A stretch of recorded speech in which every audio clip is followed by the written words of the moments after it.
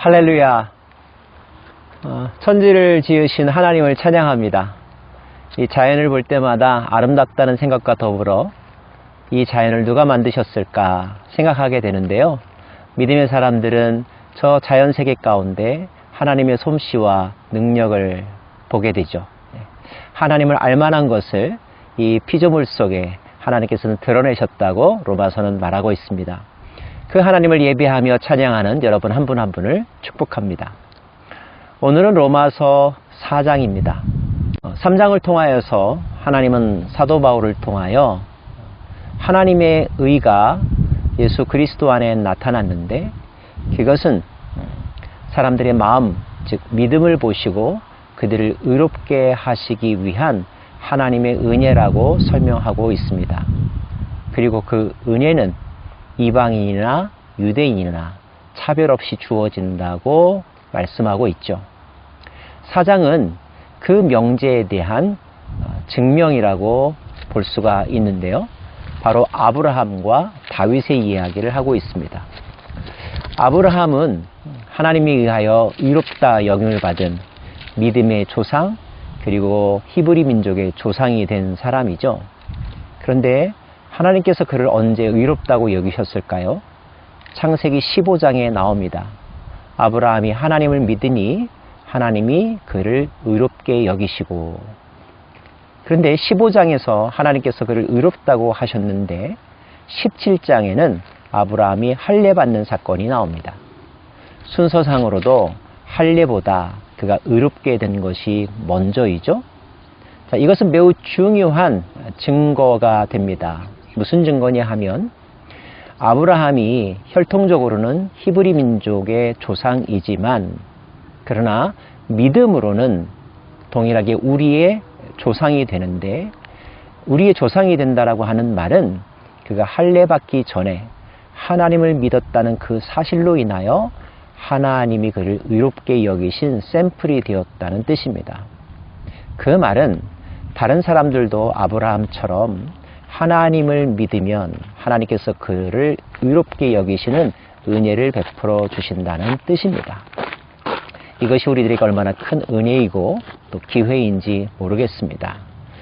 모든 사람은 하나님을 믿으면 그 하나님이 주시는 은혜로 말미암아 의롭게 될 수 있다는 말씀이니까요. 또 4장에는 다윗의 이야기도 나오죠. 다윗의 고백을 인용하고 있는데요. 불법이 사함을 받고 죄가 가려짐을 받는 사람은 복이 있고 주께서 그 죄를 인정하지 아니하실 사람은 복이 있도다. 이 말씀이 무슨 뜻일까요?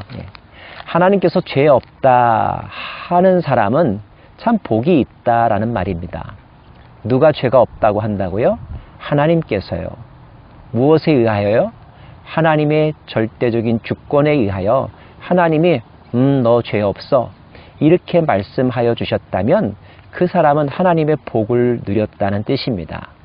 역시 은혜를 강조한 말입니다. 그래서 오늘 로마서는 아브라함의 예와 다윗의 예를 들어주면서 우리를 의롭다고 하실 수 있는 분, 그 칭의의 권한은 하나님께 있고 하나님이 우리를 의롭게 하는 분이시다라는 것을 강조하고 있습니다. 그리고 더불어서 그 아브라함이 할례 이전에 의롭게 되었으므로 할례가 구원의 조건이나 아니면 구원을 위한 수단이 될 수는 없다는 거죠.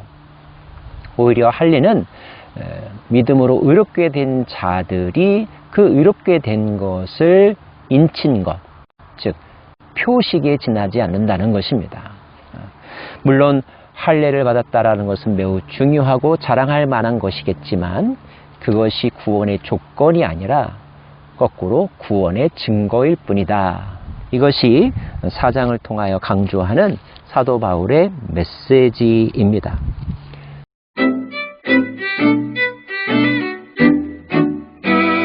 자, 그렇다면 하나님으로부터 의롭다라고 인정을 받은 아브라함이 가졌던 믿음은 어떤 믿음이었을까요?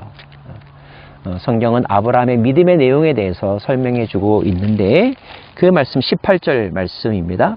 아브라함이 바랄 수 없는 중에 바라고 믿었으니 이는 내 후손이 이 같으리라 하신 말씀대로 많은 민족의 조상이 되게 하려 하심이라. 바랄 수 없는 중에 바라고 믿었다. 우리가 충분히 예측 가능한 사실에 대해서 신뢰하는 것은 그런 점에서 아브라함의 믿음은 아닌 것 같습니다.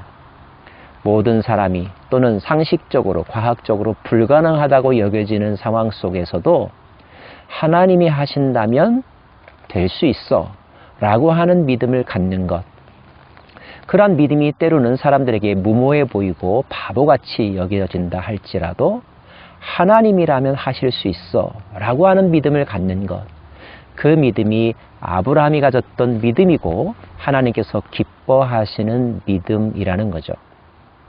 여러분은 예측하면서 살고 계십니까? 믿음을 가지고 살고 계십니까? 그 믿음은 일어날 법한 일들에 대한 신뢰입니까?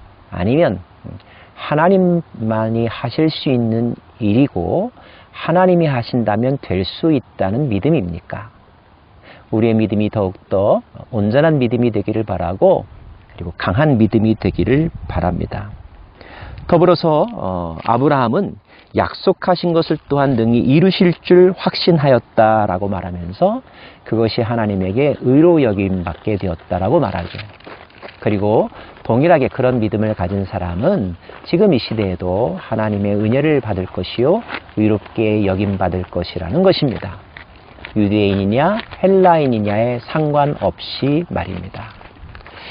사랑하는 여러분, 여러분은 이미 믿음을 가지신 분들입니다. 우리 안에 믿음이 있죠. 그 믿음이 살아있는 믿음이길 원하고요. 그 믿음이 온전한 믿음으로 계속하여 자라나기를 원합니다.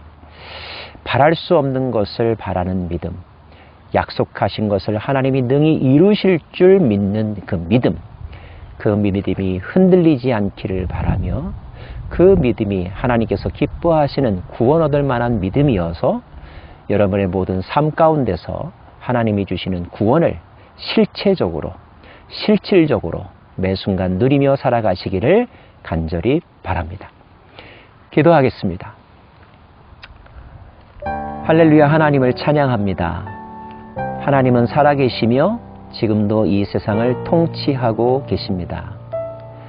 하나님은 우리가 하나님을 신뢰하며 하나님의 약속을 믿는 믿음으로 살아가기를 원하십니다.